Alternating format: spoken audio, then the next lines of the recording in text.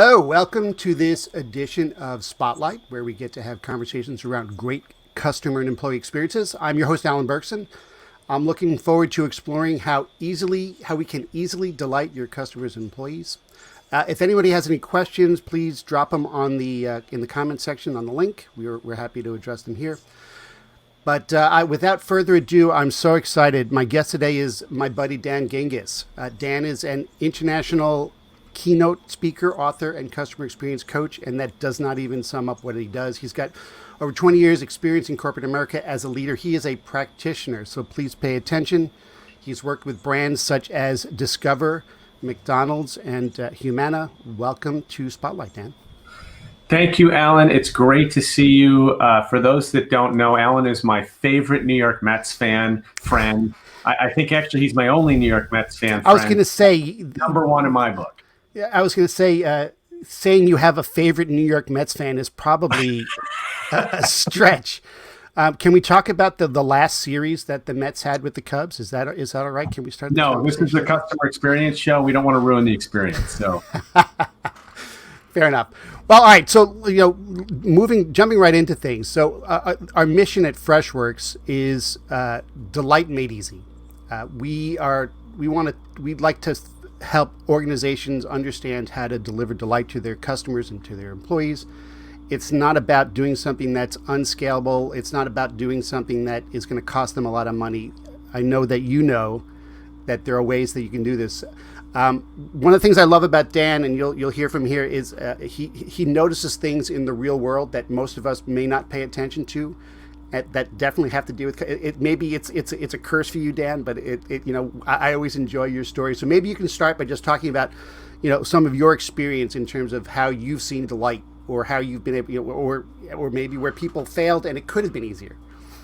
Sure. Well, that skill actually came from when I worked at Discover Card. As you may or may not know, not every place, especially in New York, accepts Discover, and so I sort of trained myself when I got to an establishment, a restaurant or retailer, to look at the door and see the stickers on the window, which most customers just walk right past. But I always looked to see if there was a Discover logo. And that kind of trained me to really focus on every aspect of the experience. I remember having lunch with a friend of mine. I was trying to explain what I did.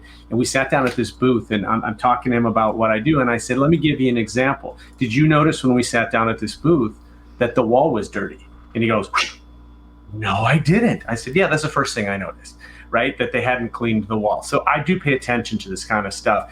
And the way that I teach, whether it's audiences or in my book or whatever, is by storytelling, because I believe you shouldn't listen to me because I've had the experience or whatever. You should listen to me because I'm going to tell you stories of real life examples that will inspire you to do similar things. And the filter that I use on all of my stories is that they have to be simple, practical, and inexpensive. So I could tell you some amazing stories about some companies that have put on private fireworks shows and all sorts of things for hundreds of thousands of dollars. And yeah, that's an amazing experience. But how many of your viewers or listeners are going to be able to do that? So you asked for a really simple one. This is one of my favorites. I was staying in a hotel, and I know you travel a lot as well, Alan, at least in the pre-COVID times. Pre-COVID. And when you travel a lot, and you stay in a lot of hotels, you wake up in the middle of the night, and the first thing is it's always darker than it is at home. You don't know where you are. Sometimes you don't know what hotel you're in, and if you're really in trouble, sometimes you don't know what city you're in. But you have to get up and go to the bathroom. So I get up, I put my legs over the side of the bed, I put my feet on the ground, and all of a sudden, this motion-activated light that was underneath the nightstand lit the way to the bathroom. And I was like, that is brilliant. I mean, the number of times that I've stubbed my toe or banged my knee on the side of the bed or whatever, walking through a hotel room, this is brilliant. So true story, I'm a customer experience guy. Middle of the night after I went to the bathroom, I had to get down on hands and knees to see this light. And of course, to take a picture of it so I could put it in my presentations. Right. And this little light is like a little stick-on thing that's probably 50 cents at Home Depot or Lowe's. Like, it is not an expensive item, and yet it's a complete game changer for the experience. And not only that, is it a pleasant experience for the customer, for the guest, but it also improves the safety, right? And I feel like the way that this somebody had to have put themselves in the shoes of their customer, in this case, the slippers of their customer, to understand that that was even an issue to begin with. And I think it was such an elegant, simple, inexpensive solution. And those are the kinds of things I think every company can look for in their journey. I like what you said about putting yourself in the customer's shoes, the customer point of view. Lots of companies say they're customer focused or they put the customer first, but that is an element of I'm really thinking, what is that customer experience? Not just the obvious things about using my product. There's a clean, there's clean, towels and you got soap or whatever, but this is beyond that. So what have you done maybe with one of the organizations to, how do you get that information? How are you listening, learning, understanding, putting yourself in that customer point of view to find something like that? Well, a couple things. The first thing I want to recommend to everyone, this is the easiest thing you can do if you haven't done it. Become a customer of your own company. I know it sounds obvious, but it's amazing how many employees, all the way up to executives, don't spend time as customers of their own company. So if you own a restaurant, for example, you probably eat the food, but you're eating it in the back, and the chef has created something special for you because you're the owner of the restaurant. I want you to make a reservation on OpenTable. I want you to go in with your significant other and sit down. I want you to be served by a waiter or waitress. I want you to look at how often the busboy is filling your water and all of these things as a customer would, not as the owner. And no matter what business you're in, you can be a customer of your own company. And if for some reason, maybe you're a B2B or something like that, the second best thing is to find someone who is a customer and have them basically be your mystery shopper and have them write down every facet of the experience. What I did when I was at Discover is I learned to, and also at McDonald's and Humana, I learned to combine the traditional, what we call VOC or voice of the customer, with something that I call AOC, which is not your US representative over there in New York, but AOC is actions of the customer. And when you combine voice of the customer, which is what customers say, and actions of the customer, which is what customers do, that's where you find the gold. So, for example, I was in charge of Discover's website, 50 million logins every single month. We had a feedback mechanism, a survey mechanism on every page, and we got hundreds of pieces of feedback every day. I would get this report on my desk. It was pages and pages long. I'd try to slog through it every day, but man, that's a lot of comments, and they're not organized in any way. So unless there's some huge problem, big thing on fire, it's hard for me to find any sort of patterns. So I added a question to the survey. So before we asked people for their feedback, we just asked them one question. How easy was it to do business with us today? We had them rank it on a scale. After a couple of weeks of collecting that data, I asked for the report in a different way. I wanted the comments by page, and I wanted to look at the most difficult pages first. So the page that showed up as the most difficult page turned out to be a really critical page. It was the refer a friend page. So you put in the names of your friends and family, and if they sign up for a Discover card, you both get $50. As soon as I looked at the feedback only for that page, it became abundantly clear that we had a problem with one particular browser where the submit button wasn't showing up. So people were putting in their friends' names and addresses and then couldn't do anything. And yeah, that's pretty frustrating. That was exactly one line of code that it took to fix that. The next day, the scores on that page went right back to normal. So I turned to my team and I said, let's see the next 99 pages. And that's what we did. We went through methodically the hardest 100 pages on our site. And almost every change was tiny. It was nothing huge, but we were causing our customers the old death by 1,000 paper cuts. We were just giving them little pain points that were annoying. And I'm telling you, this is what causes people to leave, because you do that enough times. You poke someone enough times and finally they say, I'm out of here. I'm going to step aside. And that is not coincidentally, that is the year that Discover, for the first time ever, beat out American Express and won the J.D. Power Award for customer satisfaction. So this stuff works. Focus on eliminating pain points. There's a friction and frustration, I think, are the two of the words that I always hear people talk about. And it's one of the simplest things to do. And if anybody's heard me ever speak, it's setting and managing and meeting expectations. It sounds so simple, and yet too many organizations fall short of it. If we could take what you just said a bit further, because you were looking for something, so you said, I want to see the experience. I think one of the things that organizations have challenges with is they're getting, there's people who are complaining or giving feedback, and then it goes into some black hole, and then it never really gets up. It works its way up to management.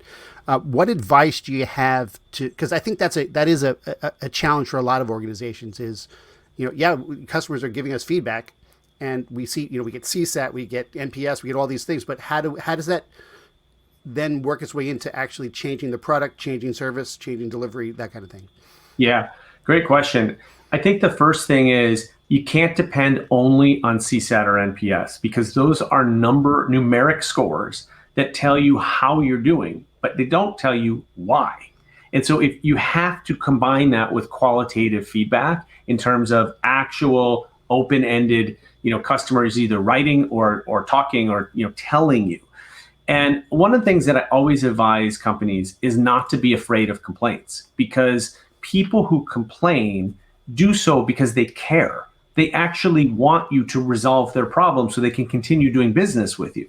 The ones you should be afraid of are the people that don't complain and just leave, because they're leaving for your competition. You've done something to annoy them. You don't even know what, because they haven't told you. And it's like a double loss, because you've lost a customer and your competitor has gained a customer.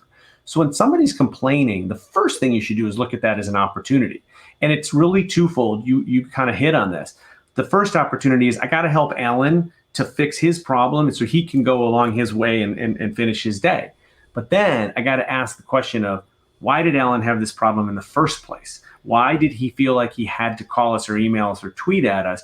And is there an underlying problem that I can fix that will avoid future Allens from having to contact us? And by the way, as we're always all looking for ROI, that's a great way to create ROI, because you're saving customer service dollars by not having to answer the same question over and over again, because you fixed the root cause.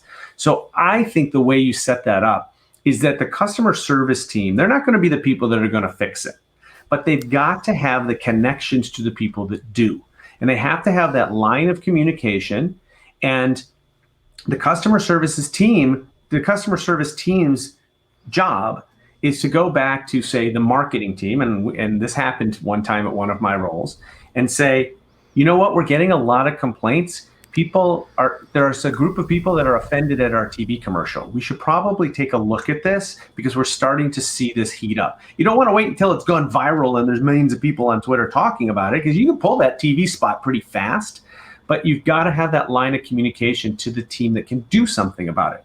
Another great example about this that I love is the company OtterBox, who makes phone cases. OtterBox was listening in social media, not necessarily to people that were tagging them. They were just listening. And what they heard was that a lot of people were taking their phones into the shower to listen to music. Now, this was not a use case that they had considered. So they took that back to their R&D team, and they created their first ever waterproof case, which turned out to be one of their best sellers. That doesn't happen if they're not listening out in social or out in their customer service channels and hearing what customers and prospects are saying. It also doesn't happen if they're not, what you just talked about, breaking down the silos between service and product and being able to execute on the insights that they get. And I'm sure it's also from the customer service perspective, it's about collecting the data to prove it. What's the use case? What's the business use case? And what's the business value for doing that? In this case, it's a new product that sold a lot. I'm going to flip it around a little bit for a second on you, because I know that you've managed a lot of groups. They say happy employees make happy customers, right? What have you done, or what have you seen from that side in terms of making it easier for employees to serve? That's a great question. And that is so true, especially now, and especially as employees are coming back into the office for the first time in a year and a half. It is so important that we make employees feel safe, that we make them feel valued, and that we give them a good experience, because you can't expect employees to provide a great experience for your customers if they don't know what one looks like, if they've never had one themselves, right? And so giving them a great employee experience is a terrific way to do that. I actually wrote a blog post recently about something that I did in my career that I think was really helpful, and I got a lot of positive feedback about it as a manager. I happen to work for 3 public companies. And one of the things that I always did was set up an optional meeting, and I invited my team to come and listen to the quarterly earnings calls with me. Now, I did that for a couple reasons. Number one, I happen to be a amateur stock investor, so I can understand these calls better than most of the people on my team. But I always think that it's a fascinating way to hear, what do the executives think are important? What do they want to tell the street? And then what do the analysts ask afterwards? Because that tells us what they think is important. I also taught my team that it is really critical to know enough to be dangerous about your whole company. So I worked on the credit card side of Discover. But if you came to me and said, hey, I got a kid going to college, I hear you guys do student loans, I could at the very least say to you, yes, we do student loans. I know that we have really competitive rates. And here's my colleague, Susie, who runs the student loans, and she can help you from here. So I'm able to provide you with a good experience, even if I don't know the answer, but I knew enough to be dangerous. And that's why we listen to the conference calls every quarter. I found that my employees loved it because they felt like they really understood the intricacies of the business better than they did before they started listening. If you're not a public company, chances are you still have some sort of an all-employee meeting or some point during the year where your executives come and talk to you about how the business is doing. As a leader, make sure that you talk with your employees and say, hey, did you understand all of that? I know the finance guy got up there and he spat out a lot of numbers and stuff. And that might not everybody understands that, but can I help you understand it? What the heck is EBITDA? And then when you explain it to people, they really appreciate it because they feel smarter now, and they feel like, all right, if I get a question from a friend, now I know enough to be dangerous. I think that related to that is just understanding where you fit in the big picture. You could get lost in the weeds of, look, I was in the IT service management business for many years, and I'd have my help desk staff who would be working something, and I'd have to stop for a minute and say, you realize there's somebody right now who can't work. Whether they're, whatever their job is, because of what you're working on, they can't do their job. So it's not just about solving an interesting problem for you. It's about the fact that there's someone on the other end who has to do it. And that's the perspective of it. And and that I think gives employees a sense of not just, I'm just checking off a box, or I've solved 50 tickets today, but I've helped our organization in a way that is meaningful, and I've helped our customers in a way that is meaningful. Yeah. Dan, I have a question here from LinkedIn, and it's really a tough question. It's who, in your opinion, should own the CX challenge in a company? Ooh, that's a great question. So there's this age-old question of, is customer experience everyone's job? And the problem is, when you make it everyone's job, it then becomes no one's job. And so, yes, it is everyone's job, but you have to have a dedicated team, in my opinion, that manages customer experience and where the buck stops. You got to have somebody who's accountable for the entire customer journey.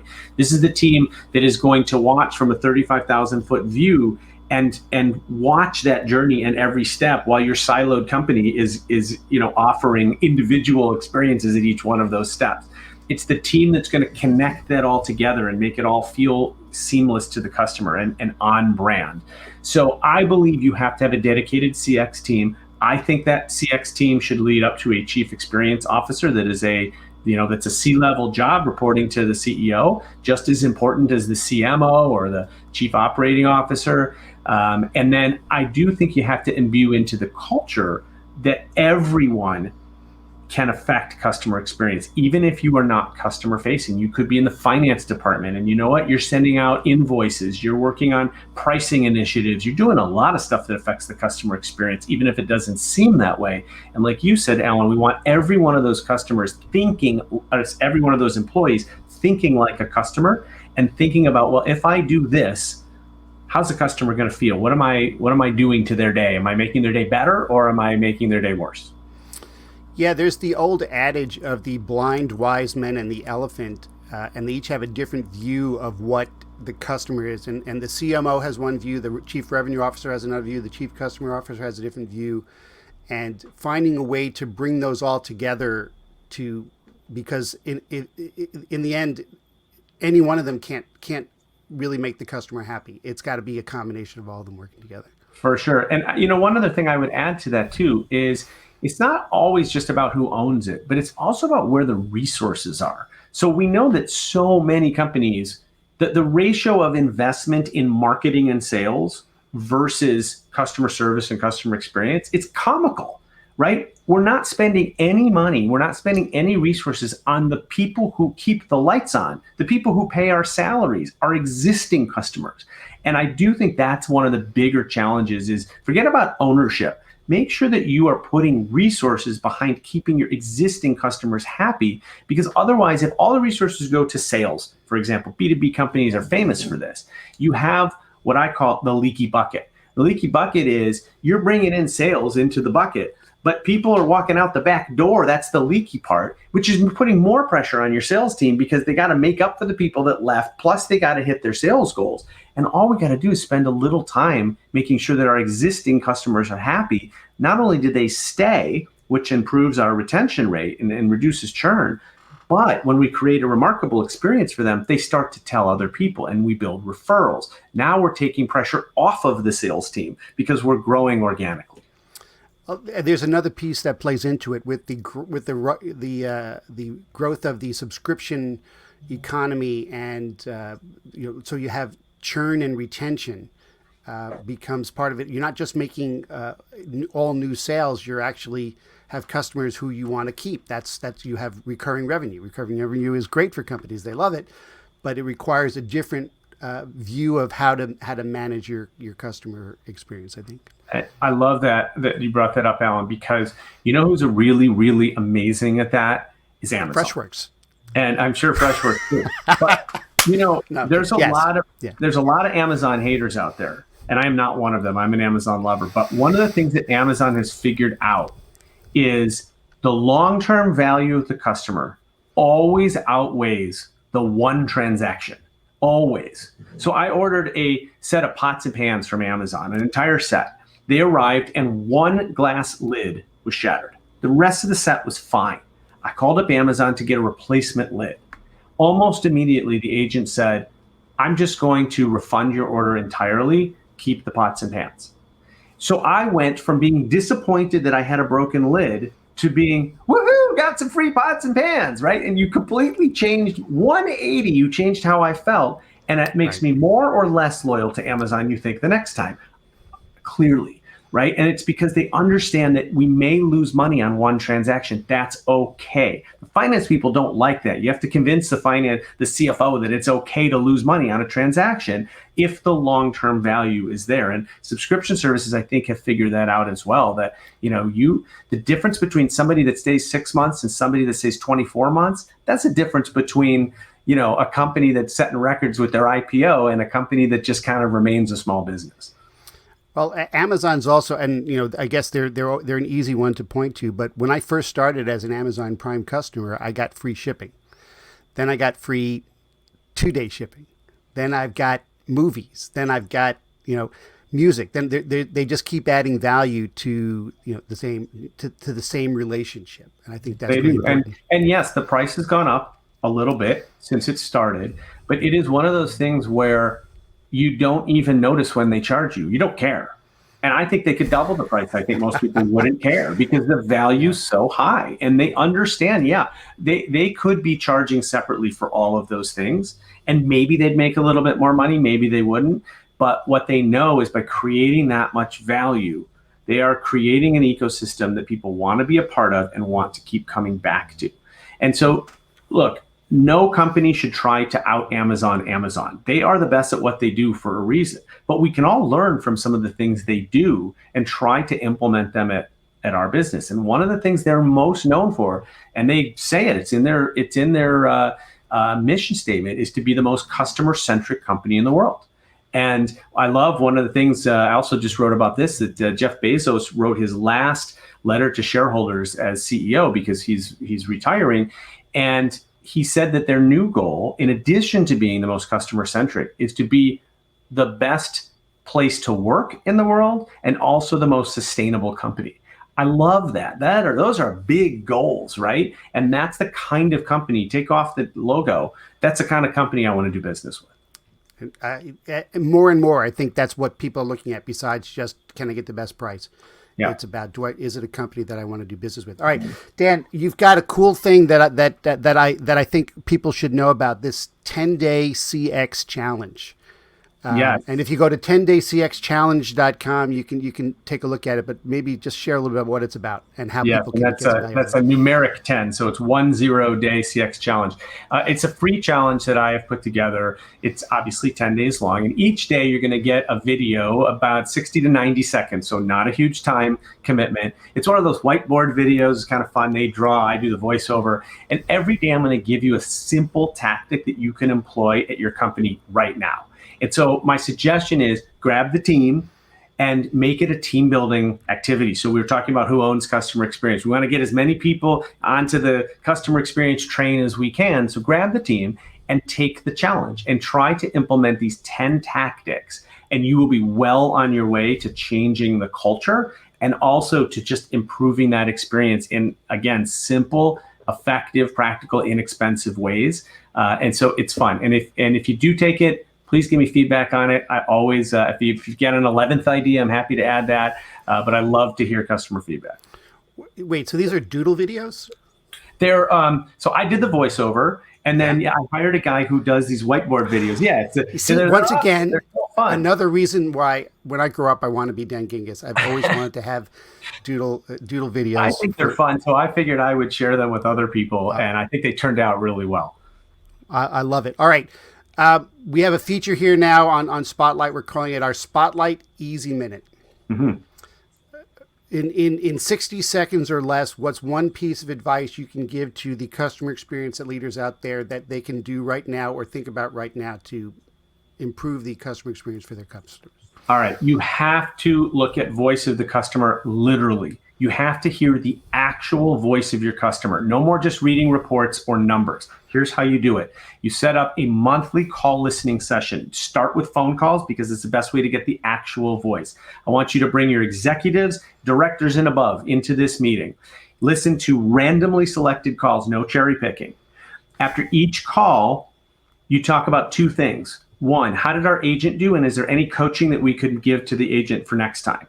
Two, why did this person call? What broke in our experience that caused someone to have to call customer experience or customer service? And let's go fix that. You'll get through 3 or 4 calls in an hour. You do that every single month, and you will build a culture that is always thinking about customer service and customer experience. And I'm telling you, when you hear the voice of your customer, when you hear their frustration, their anger, their disappointment, it hits you right here, and it makes you want to take action. One of my favorite expressions about customer service is, how do I get my customer back to doing what they were doing before they called me because they didn't want to call in the first place? Indeed. Or as a more famous CX person than you or I once said, customer service is what happens when customer experience breaks. Absolutely true. Well, if we had a customer experience, we wouldn't need a customer service department. This is fantastic, Dan. I know you've got one last thing is you've got a book coming out, which I'm very much looking forward to reading. If you want to just hold it up and just give us 30 seconds about that. Yes, it's called The Experience Maker, How to Create Remarkable Experiences That Your Customers Can't Wait to Share. It's available for pre-sale now on Amazon, Barnes & Noble, Books A Million, Walmart, wherever you shop for books. And it is coming out officially September 14th. Super excited. I think you'll love it. It has probably 6 different real life stories in it, and including some that I had myself at my in my 20-year career that are all meant to inspire people to create great experiences for their customers.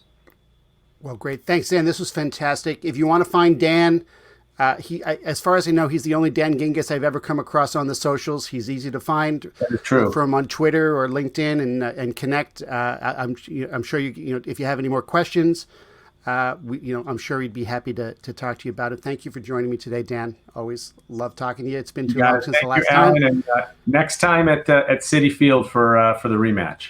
Next time at Citi Field for the rematch, we'll be there. All right. All right. Thanks, everyone. Looking forward to continuing the conversation.